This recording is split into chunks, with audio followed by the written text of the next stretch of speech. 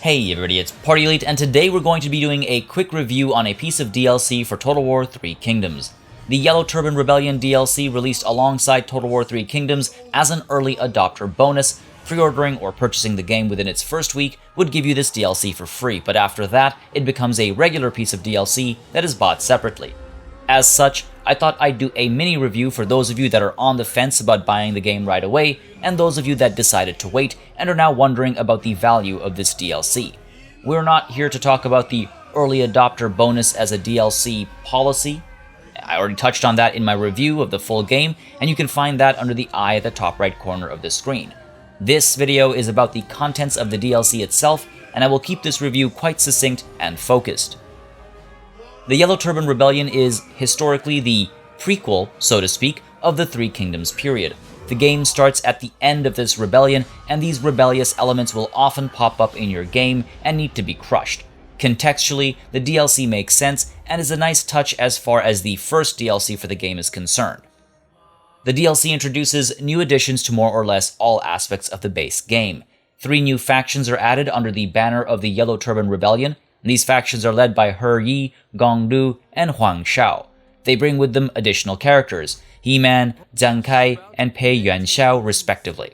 You'll notice that these new characters also fall under new archetypes, Healer, Veteran, and Scholar, all with their own specialties and with their own use cases as well. Each of these factions naturally have different start positions. He Yi starts in central China, Gong Du in the west, and Huang Shao to the northeast, and they all have slightly different playstyle focuses. He Yi focuses on population growth as a key way to increase replenishment and decrease recruitment cost with buildings and occupation policies that focus on keeping population growing strong.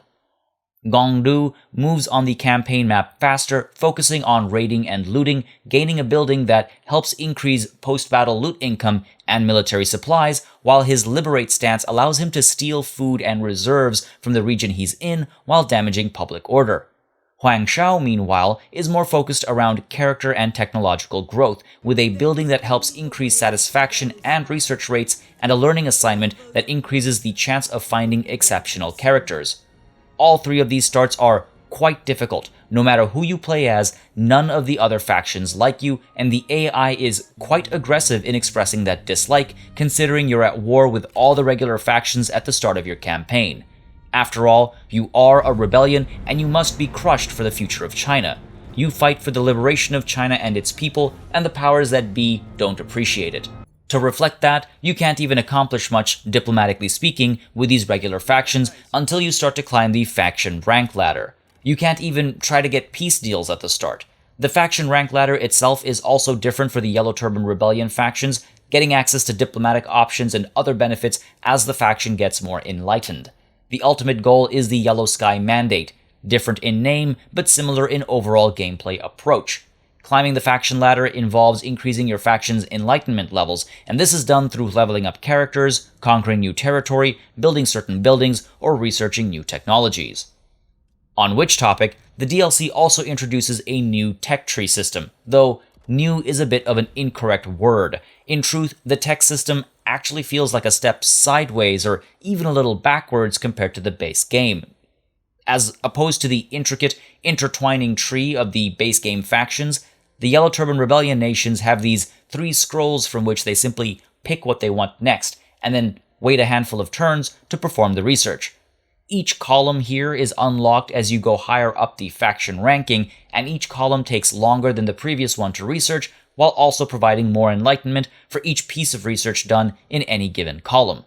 This is a much more standard Total War tech tree, and the lack of any intricate tie-ins and decision-making are a little unfortunate. They simplify what is otherwise a pretty nifty system that the regular factions have in the base game, and I don't understand why we would take a step, again, what feels sort of sideways and marginally backwards, rather than keep things a bit more similar in how there's these intricate paths that you have to go down to pick your research paths earlier, and make a plan for them, and then, follow through with that plan, potentially adapting for a changing situation.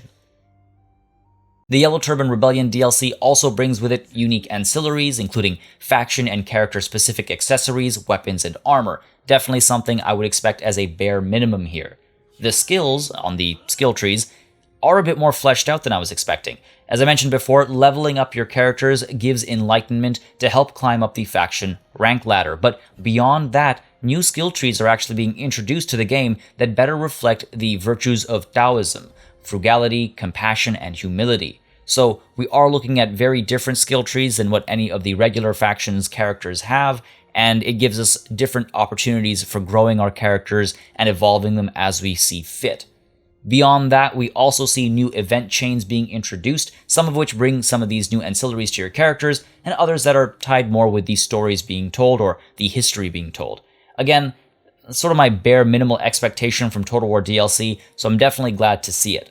The new factions also have a court system that is different from the base game factions, giving no room for heirs or prime ministers, but including posts unlocked by research and posts unlocked by climbing the faction rank ladder.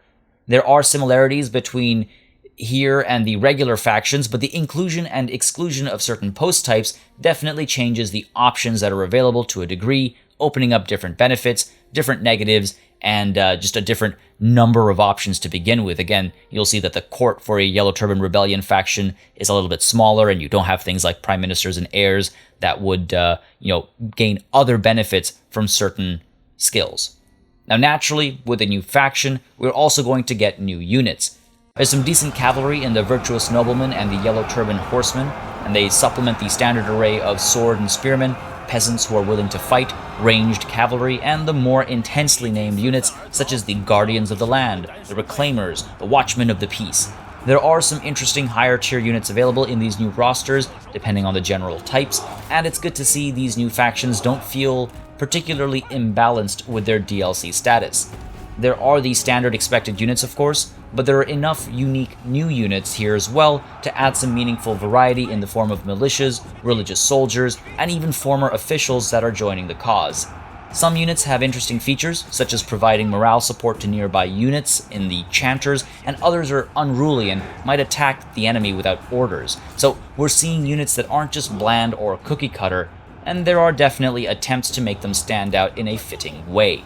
What surprises me is the lack of historical battles being added with the DLC. There are only 6 in the base game, and though new historical battles aren't the most important thing, I think it's worth noting that there are no new additions to these more scenario-style battles that we've seen in historical games in the past, and even in the Warhammer games fashioned as quest battles. Though the exclusion might be understandable, I just hope it doesn't set the precedent for future DLC. These factions also don't have family trees, or the option to invoke the Council or an equivalent. The latter is just a strange exclusion, since invoking the Council is a great way for base game factions to get more missions, and the former is extra strange because excluding the family tree excludes a lot of options like adoption, marriage, having kids, etc. I suppose these things weren't important to the Yellow Turban Rebellion back in the day, and they are trying to be bigger than just one powerful family, but it seems a little weird to just reduce the options here. If they don't have a family tree, for example, perhaps they should have something else to manage in its stead. And then the fact that spying and subterfuge is also not an option, it makes sense. These factions are certainly above that kind of approach, I think. But the unfortunate reality is that once again, there isn't anything to replace these missing aspects of gameplay. There are just these gaps that don't get replaced by anything new, so you're looking at the base factions that have, all these things to do on the campaign map, and you're looking at the DLC factions and they actually have less to do on the campaign map. It seems like reductive DLC rather than additive DLC, and that's a little confusing to me as a design philosophy for downloadable content. As always, I avoid numerical scores to review games and DLC. I find them to be really arbitrary, and they lead to strange comparisons between games that don't really make any sense. I instead like to consider what the game or DLC brings to the table, and if it's fun to play and worth getting. From a purely pragmatic standpoint, pre-ordering the game to have access to this DLC for free is not a bad idea at all. There are 3 new factions being added to the game, they have their own unique units, they add new ancillaries that can be collected, and they also introduce new buildings, technologies, and slightly different playstyles. They're extremely challenging to play as, so that's always fun, and at the end of the day, more options is a good thing to have as far as faction picks are concerned, especially when buying a strategy game. The base game is tremendous amounts of fun, and you can check out my review of the base game separately. If you like what you see there, I would say go ahead and pick it up and get this DLC for free. Remember, as long as you get it within the first week of the game releasing, which it still is, you'll be able to get it for free, and it just makes sense to do. If you've picked the game up at a later date and you aren't sure if the DLC is worth picking up separately, consider how badly you want to play as these factions. That's all this DLC unlocks after all. 3 new factions with slightly different units from the base game, relatively different playstyles, and some variations to old mechanics, like new ancillaries or new general types.